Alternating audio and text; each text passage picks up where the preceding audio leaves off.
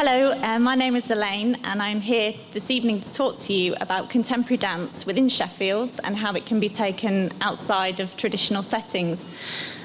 Some of you may recognise the image behind me. It's by a French company called Beau Geste, and it was performed on the Devonshire Green to coincide with the first cultural weekend in Yorkshire for the Olympics, the 2012 Olympics. So what is dancing? Dancing is essentially movements of the body which are used to create expression and to communicate emotion without the need to speak.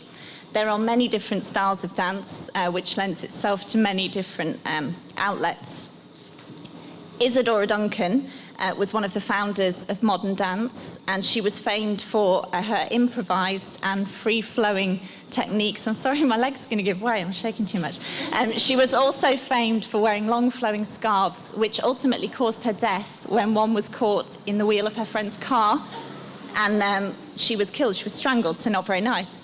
Male contemporaries, Merce Cunningham and Michael Clark. Michael Clark performed in 1992 on the Crucible stage with a piece called He dragged his mother across the stage in that piece.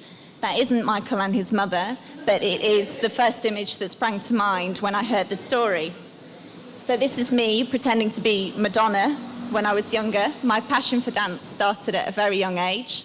I was 3 when I first started attending formal tap and ballet classes, and I was a member of the Royal Ballet, where I was told that I had too much of a strong will to listen to instruction. Luckily, I kept dancing. I now find myself in Sheffield.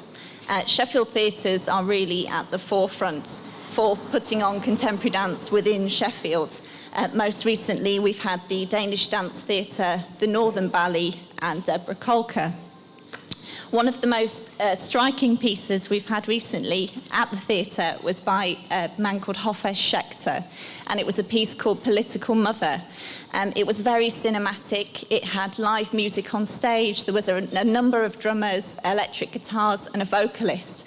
So it was a very electric atmosphere, very loud, which is something you wouldn't usually associate with being in such a traditional theatre as the Lyceum. The gentlemen behind me are the Ballet Trocadero, who are an all-male group, and they're ballet enthusiasts, and they have a very traditional ballet show, but in a parody form. It's very comedic and farcical, but not to the point of pantomime. Matthew Bourne was also a trailblazer for this when he did his all-male Swan Lake. Oh, sorry. In Sheffield, we're very lucky that we have Danceworks UK, who work in partnership with the theatres, and they do their best to present, promote, and produce the best in international and UK dance and bring it to our region, which is a very lucky thing. The greatest thing about contemporary dance is its ability to be transformed and transported into any space it likes. The dancers do not rely on choreography as much as in a classical piece, and they have an awareness of the limitations of their own body and how they can put this into any piece across any space, so they don't necessarily need a stage to do that. To take beyond the stage literally, Dave St. Pierre premiered a piece at Sadler's Wells, which one newspaper went on to describe as a gimmicky display of genitals. It's not everyone's cup of tea to have a man's crotch in your face in the theatre, but it does get people talking about dance, which is a really good thing. Local examples of contemporary dance performance in outside space. The Wayne Sables project did a piece called Traffic, and that was performed in a busy city centre street because it explores pedestrian movement, how we move, and how we interact with each other on a day-to-day basis.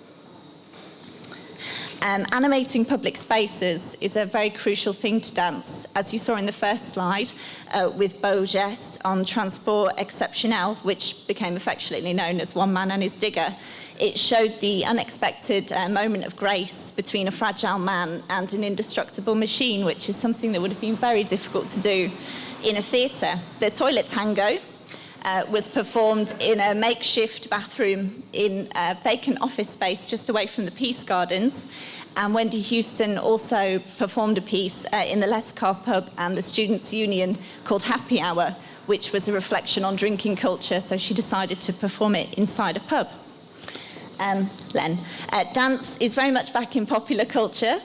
thanks to programmes like Strictly Come Dancing and So You Think You Can Dance. Obviously, a lot of the attention from the Oscars this year was centred around Natalie Portman and Black Swan. So it is very important that people are now talking about dance again on a daily basis, really. It does sometimes act as a double-edged sword. It does only showcase certain types of dance on programmes like Strictly. And this can be a bit of a problem in getting the wider message that there isn't just certain types of dance in there. But all contemporary dancers do come from a traditional background, so it is important to get the basics out there.